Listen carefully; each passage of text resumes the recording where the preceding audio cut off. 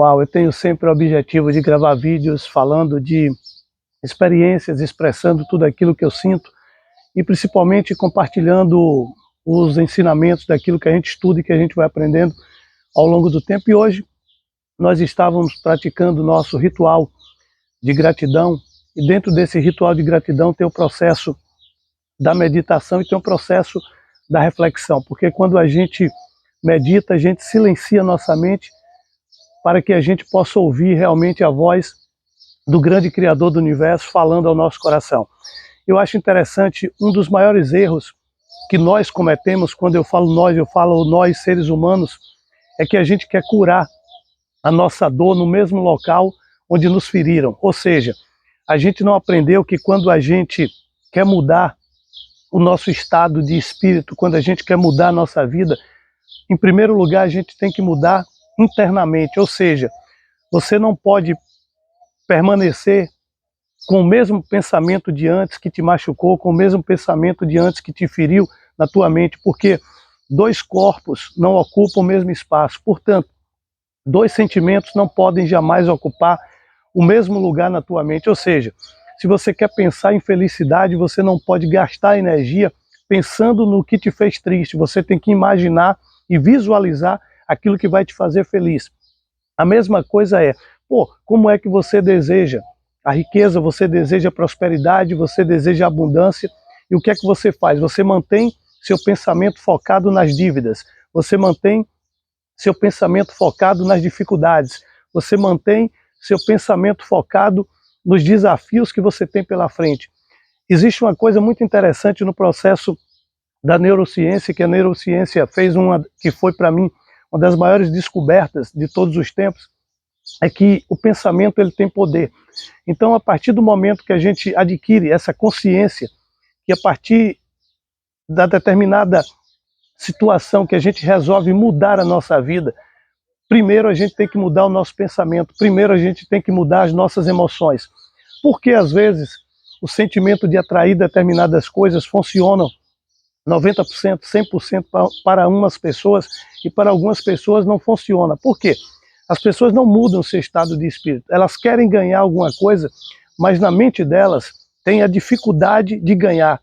Elas querem serem prósperas, mas na mente dela tem a escassez, tem a miséria, tem a pobreza.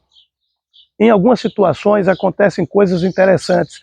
Um médico dá um diagnóstico para um casal. O marido reage de uma forma altamente positiva, de uma forma realmente que ele percebe que ele pode transformar aquela adversidade em algo muito bom. Pelo outro lado, a mulher, ela pega aquilo como se fosse a pior situação da vida dela, como se fosse o fim da vida dela, e aí o que é que acontece? Alguns meses depois, o marido, ele consegue a cura daquele diagnóstico, e a esposa, ela vai a cada dia com sua saúde sendo fragilizada. Por quê? A questão do pensamento. E a gente não aprendeu ainda a utilizar todo o poder que nós temos do pensamento. A gente deve compreender o seguinte: para que a gente mantenha a nossa mente numa vibração elevada de positividade, a gente tem que praticar atividades que a gente gosta, a gente tem que frequentar lugares que têm uma energia boa, porque é impossível você adquirir um comportamento de serenidade, você adquirir uma paz mental, você num estúdio onde estão ensaiando pagode, ou então você ir para um barzinho e você buscar se libertar do vício do álcool. É você buscar sair todos os dias, comprar sem liquidar as dívidas que você já tem. Então, na maioria das vezes, nós erramos muito. A nossa grande falha é no processo de resolução dos problemas, porque todo problema existe. Dificuldades, elas vêm para mim, para você, o problema está lá, ele existe. Mas o fato que eu foque no problema não vai fazer que o problema deixe de existir.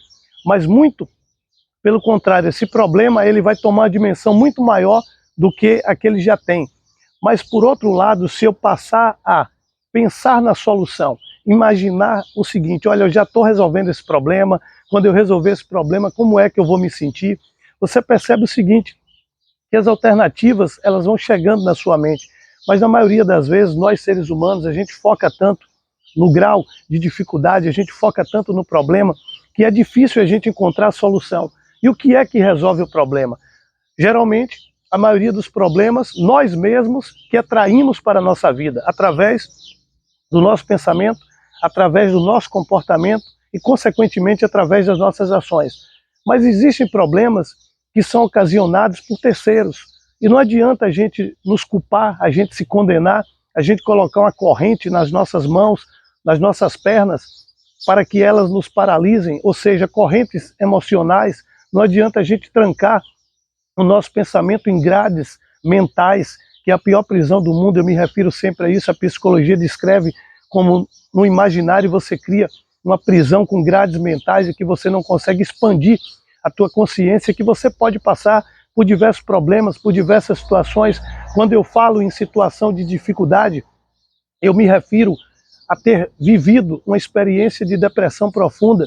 Foram 2 anos de luta intensa, foram 2 anos de luta travadas contra mim mesmo, porque a gente cria demônios na nossa mente que não existe. Nós criamos imaginação de coisas que nos perseguem, que não tem essas coisas. E quando, na verdade, a gente tem que sair dessa prisão, desse cárcere emocional, e a gente tem que dar vazão para que as coisas boas aconteçam. Se você não se mover, nada vai mudar na sua vida. Mas para que você se mova, primeiro você tem que se mover na mente. Quando a gente pega esses códigos, a gente vai lendo a Bíblia, que são as Escrituras Sagradas, e Jesus Cristo, o Messias, o grande Salvador, ele sempre relatou essa questão. Assim como o homem se vê, assim o homem o é. Uma mulher que sofria há vários anos de hemorragia, ela se dirigiu até a presença do Salvador, naquele momento o Cristo, que praticava milagres e curas, e ela falou: Senhor, eu sofro há vários anos de uma doença terrível, mas eu tenho fé que eu serei curada através de ti.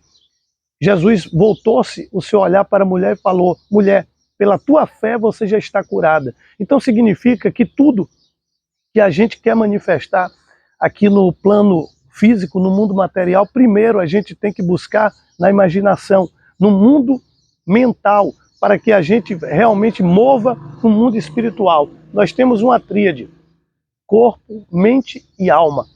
Aí eu pergunto para você, como você tem cuidado do seu corpo? Você tem ido à academia, você tem exercitado seus músculos diariamente? Aí você vai me responder que sim, ok. Como você tem cuidado da sua mente? Você medita? Você reflete? Você se dirige a um parque onde você tem contato com a natureza?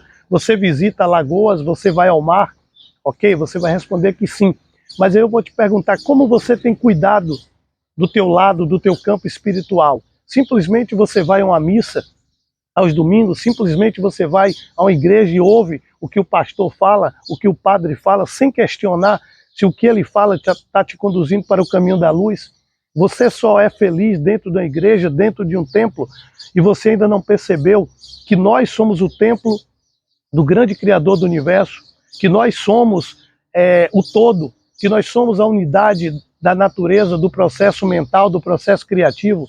Então, a partir do momento que o homem ele é conduzido a esse despertar espiritual, que nós temos que a cada dia trabalharmos o nosso mental, que a gente tem que trabalhar o nosso espiritual, que a gente tem que fortalecer o nosso corpo. Mas o corpo nada mais é do que um meio de transportar a nossa mente, de transportar a nossa alma. E aí as pessoas sucumbem na vida porque elas esquecem de fortalecer o seu campo espiritual. Todos os dias nós vivemos uma batalha espiritual muito grande.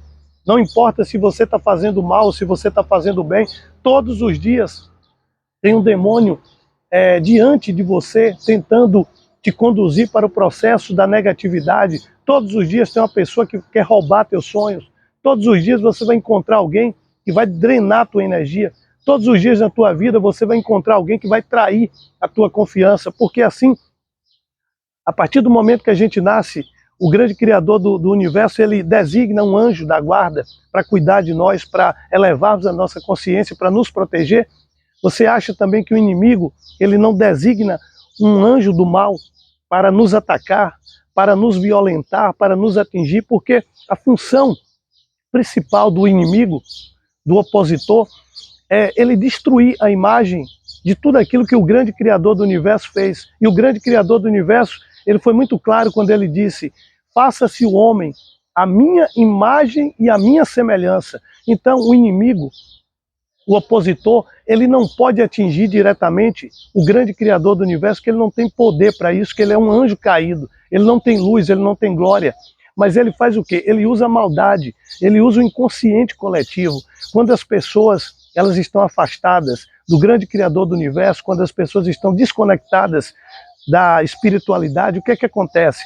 O teu campo de recepção de energias ruins, ele está aberto. E aí mesmo você sentando numa praça dessa, o inimigo, ele está sempre rodeando você, ele está sempre ao seu derredor. Então se você não policiar muito os teus pensamentos, que é através do pensamento que o inimigo entra na tua mente. Se você começa a pensar em coisas ruins, se você começa a pensar em desgraça, se você começa a pensar em suicídio, o inimigo usa esse pensamento para atingir a tua vida, para burlar o processo de cura, porque nós estamos aqui para sermos curados, nós estamos aqui no processo de evolução. Eu vou fazer uma representação simbólica para você. Vamos supor que nós estamos num leito de dor. Nós temos a possibilidade de nos curarmos. De um lado tem a água limpa, a água saudável, a água que vai nos dar a cura. Do outro lado tem uma água turva, tem uma água que vai trazer mais doença, porque tem vírus, tem bactéria. Qual a água que você opta por tomar? Geralmente seria água limpa, mas na maioria das vezes a gente não percebe que nós estamos ingerindo comida podre, nós estamos bebendo dessa água do mal, dessa água da inveja, dessa água do ódio. E de uma mesma fonte não pode jorrar água doce e água salgada. Eu hoje vou viajar porque eu tive a inspiração do grande Criador do universo para que eu pudesse atender clientes, prospectar pessoas e mudar o meu mindset, mudar minha forma de pensar hoje, estar conectado a outras energias. E eu percebo o seguinte, que é necessário você se mover. O homem não nasceu para ficar parado, porque nada no mundo, nada na Terra é parado. Tudo tem um mover, tudo tem um sistema pendular, como ensina o Cabalho. Tudo tem a lei do retorno. A lei do retorno é exatamente o seguinte: aquilo que você pensa, você manifesta para a sua vida. Mas, Mário, eu tenho pensado coisas boas, e por que você acha que eu não tenho manifestado para a minha vida? Você pensa, mas você não sente a emoção e você não se acha merecedor de ter coisas boas. A partir do momento que a gente tem dúvida, que a gente tem mágoas, que a gente tem ansiedade, a gente está alimentando o mal. Então é fundamental que a gente despreze todo o sentimento de negatividade, a gente passe a vibrar na positividade. Você vem correr pela manhã, você vem pedalar, coloca uma música gospel, coloca uma música evangélica, uma música que fale de Deus, uma música que fale de coisas boas. Aí o que é que acontece? A pessoa às vezes, ela acorda, ela vem fazer um exercício, ela vai para a academia. A música é de uma batida tão forte, de uma batida tão estrondosa, que a mente dela não consegue silenciar, ela não consegue se conectar com o grande Criador do universo, ela não consegue alcançar o nirvana da paz.